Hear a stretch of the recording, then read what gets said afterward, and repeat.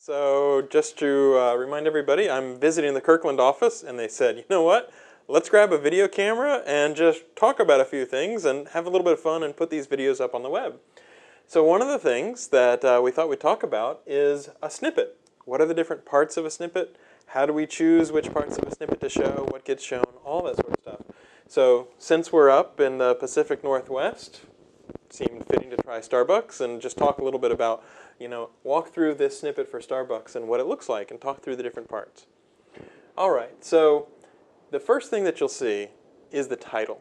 And that's typically what you set on the title of your web page. So Starbucks homepage is what Starbucks used for www.starbucks.com.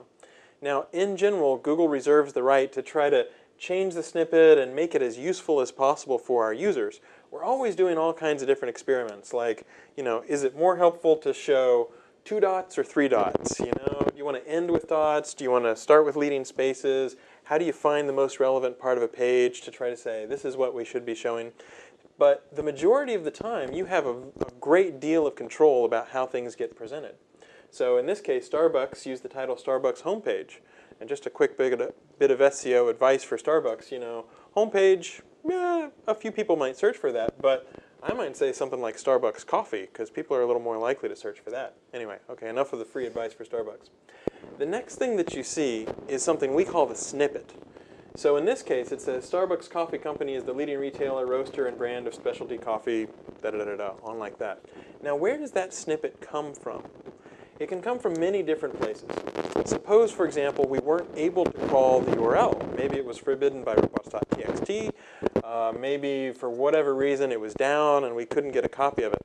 So we don't have anything from the page, not even the meta description tag, nothing at all. In those cases, we sometimes do rely on the Open Directory project. So Starbucks, I wouldn't be surprised if it was in the Open Directory. So if we weren't able to crawl the page, we might pull the description from there. Another thing that we sometimes do is we pull the description from a place within the page. So suppose you've got a phone book and you're looking for somebody's name and the name is way down at the bottom. It's a lot more helpful to show that person's name from the bottom of the page and maybe a few words from either side of that person's name than it is to show like the first 50 words from that page. So we do try to find the most relevant parts of a page. Sometimes it's a single snippet, sometimes it's multiple parts of a page, and combine that together to give people a little bit of context.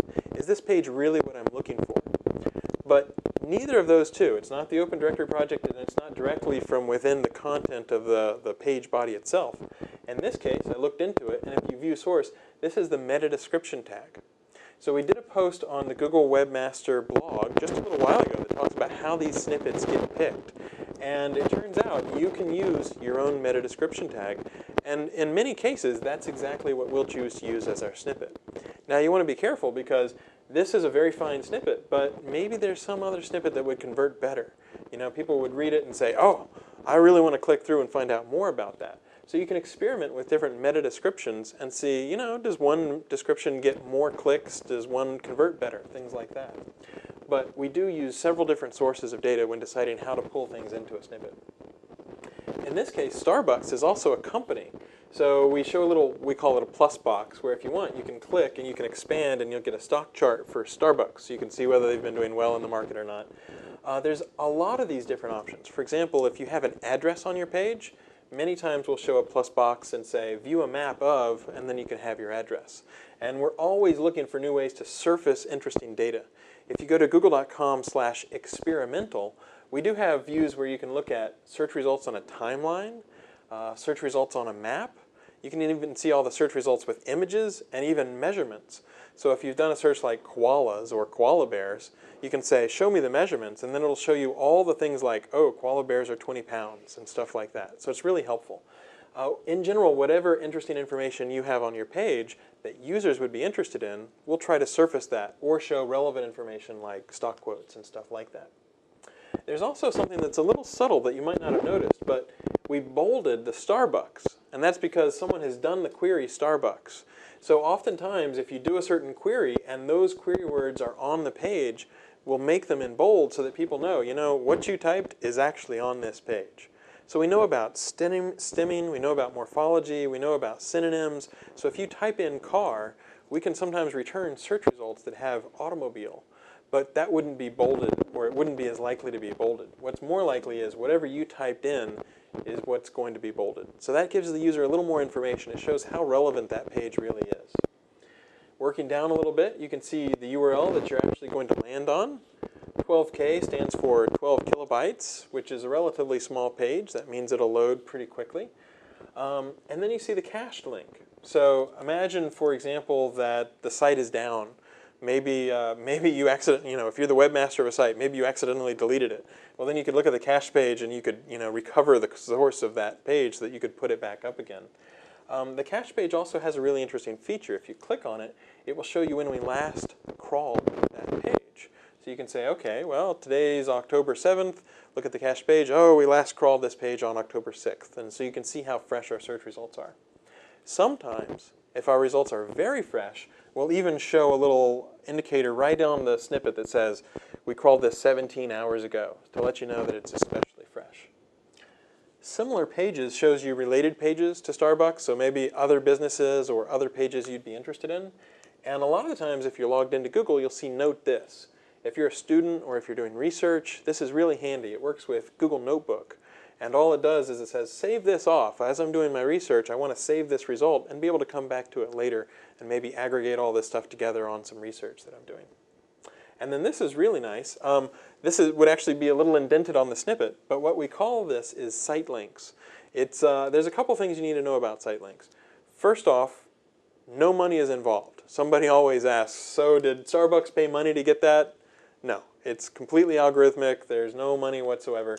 And the second thing is, it is completely algorithmic. It's not done by hand, so it's not like we go to Starbucks and we say, oh, they'd be interested in the store locator and then nutrition and stuff like that. But there is a lot of sophistication going on here. For example, this page, the title is actually Starbucks store locator. But you don't need to see that multiple times, so we just say store locator. And if you look at this page, the title is actually something like beverage details and something, something, something. And in fact, the link to that page said nutrition. So we're sort of selective. We try to pick the shortest little description that gives people enough information where they can say, oh, the store locator is what I want. I'm going to go directly there. Or I wanted to find out, if I get a no-whip mocha, how many calories is that? So I can go straight to the nutrition page. So it's completely algorithmic. No money is involved in that. And then when you get to the bottom, if we have a lot of results from a page, maybe we show one or two, and then we'll say, you know what, maybe you want to see more results from Starbucks. And what that lets you have is a little bit more diversity. So you can see one or two results from Starbucks, and then maybe you want to see other results for that query. And so that helps ensure diversity on the results page.